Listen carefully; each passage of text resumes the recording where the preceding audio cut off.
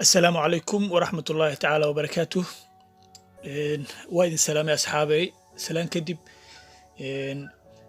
geerida waa xaq qof walba oo bini aadam ahna adduunka wuu ka tegayaa wuxuuna ka tegayaa maalinkii ilaahay u qoray runtii geerida aad ayay u kala xanuun badan tahay sawirkan aad aragtaan waa muwaadin Soomaaliyeed waxaa lagu dilay wadanka Koonfur Afrika magaalo hoos timaada Pretoria runtii wiil Soomaaliyeed ahaan ka suko ninkan waxa la yiraahdaa Xaamud shakhsi ahaan aniga nin aan aad isu garanayno ninkan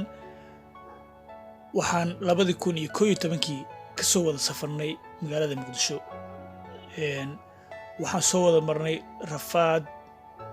oo runtii aan halkan ugu soo koobi karin rafaadka badankiisa wuxuu ahaa xabsiga Tanzania oo aan ku wada jirnay muddo 4 bilood ah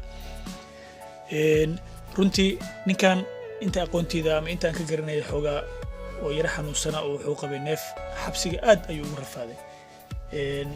aniga asaga xilligaas waxaan soo keendameysay xabsiga oo aniga ilaahay alxamdulillah uu ifuudiyay 4 bil kadib inkastoo asagana uu ka soo baxay laakiin ma garanayo waqti intee leeg ayuu ku qaadatay laakiin waan maqlay inuu ka soo baxay runtii ma garanayn aniga inuu wadankan joogay xitaa South Africa waxay ahaayeen laba walaalood oo wada dhashay mid kamida kan weyn aniga xabsiga ayaan ka wada baxnay aniga waxaan ku laabtay wadanka Kenya oo aan muddo joogay asagana waxa uu ku laabtay Muqdisho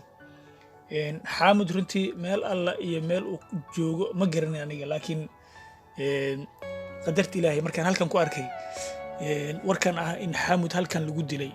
runtii aad ayaan ugu xumaaday runtii qof walba oo dhimanaya amaba adigoo sariirtaada joogta dhima ama gacanka xaq daran ha ku disho mar walba waa dhimanaysaa laakiin rafaadkii uu ninkan uu soo maray wadankan uu soo maray iyo dadkaas oo asagoo aan waxba ka galabsan dilay runtii waa wax aad loogu xumaado gabagabadii waxaan leeyahay inna lillahi wa inna ilayhi raaji'uun allah ha u naxariisto walaalkeen waxaan u rajaynaynaa jannatul firdaws insha Allah waayo waxa dilay gacan ka xaq daran asaga oo shaqaysanayo oo ka fikiraya waalidkiisa iyo caruur oo ka soo tagay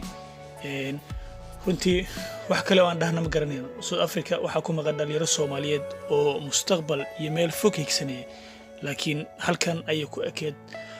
halkan ay noloshooda Ilaahay ku qadaray inay ku dhamaato inna lillahi wa inna ilayhi raaji'uun allah wadan xariista dhamaantood